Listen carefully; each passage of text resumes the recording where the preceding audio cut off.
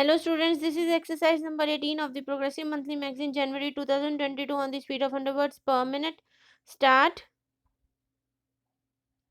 The presence at this conference of so many distinguished delegates from different parts of the world is a good indication that the causes of peace, human freedom, and dignity are issues which have aroused the conscience of the human race.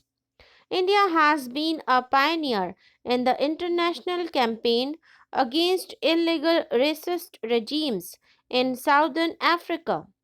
We have also identified ourselves completely with the legitimate aspirations and aims of the nationalist movement struggling against apartheid, racism, and neo-colonialism. Our support for liberation movements has also been unqualified. It is therefore in the fitness of thing that this conference should have chosen to meet in India, and that also in the International Anti-Apartheid Year. Your deliberations here will have far reaching repercussions on the illegitimate and oppressive racist regimes wherever they may be. What you say here will reverberate throughout the world and will help to encourage and stimulate the hopes and aspirations of those of our unfortunate brethren who long for peace and freedom based on the majority rule and the unfettered exercise of the right to self determination. Significant advances in science and technology have brought all right thinking people in the countries of the world together, and international cooperation in all fields connected with the progress and welfare of the human race is expanding. It is now impossible for any nation, however powerful it may imagine itself to be, to exist if it chooses to isolate itself from the mainstream of international committee.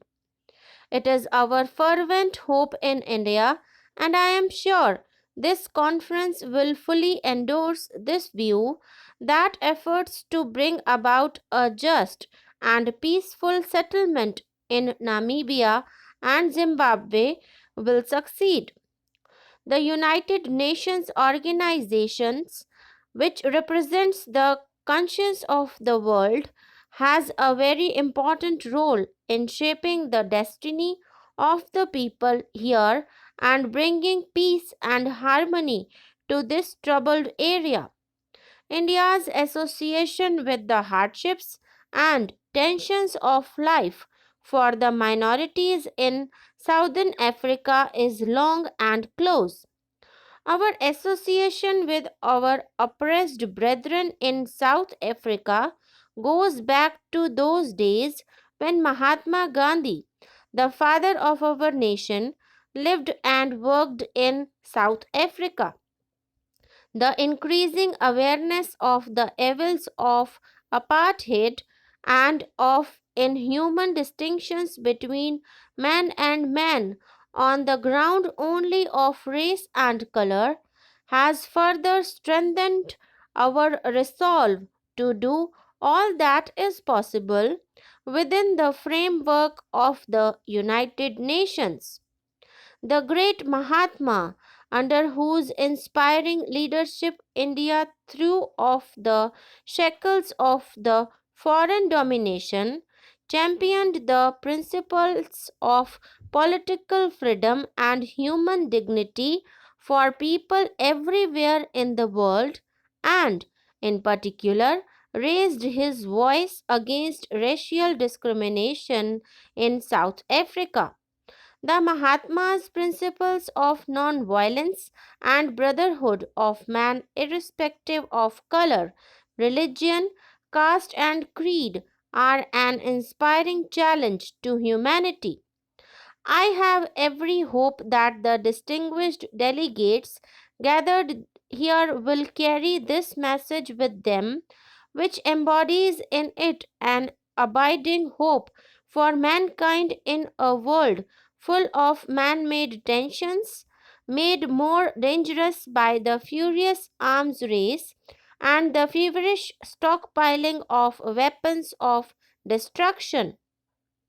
The principles of non-violence and tolerance preached by the great Mahatma are a sure balm for the alleviation of anguish and suffering created by the pursuit of such disastrous policies. India has not only condemned apartheid as a crime against humanity, but as a potential threat to world peace and international harmony. We in India welcome the prospect of early independence for both Namibia and Zimbabwe, and we have every hope that given the opportunity for self determination, the people there will prosper and contribute to the international peace and harmony. The consequences of violence in a tension ridden area like this, already weary of injustice, intolerance, and bloodshed, could be disastrous. The minority regimes in these countries may yet discern the writing on the wall and, by wise statesmanship, recognize the realities of the situation and ensure that the legitimate demands of Africans in southern Africa are met, not only in the letter but in the spirit as well. Unless this is done with mutual trust and sincerity of purpose, the minority regimes will ultimately be driven by the force of circumstances and the world opinion to see the folly of their own short sightedness. The people who were hitherto under colonial domination are now awake, and the resurgent nationalist forces are on the march towards progress and prosperity with a new and growing vitality. The various international forums where these newly developing countries have stated their case with earnestness have won the admiration of the world at large. There is a limit to human patience, and circumstances are such that unless considerable progress is made on the socio-economic front in these potentially explosive areas, the future of mankind will be bleak indeed.